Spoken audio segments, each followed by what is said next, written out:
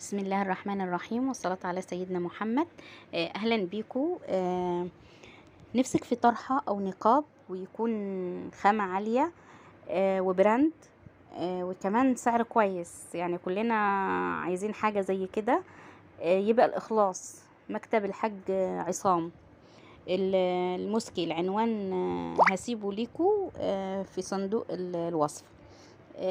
فعلا يعني ربنا يكرمه بالنسبة للخامات والأسعار حلوة جدا جدا.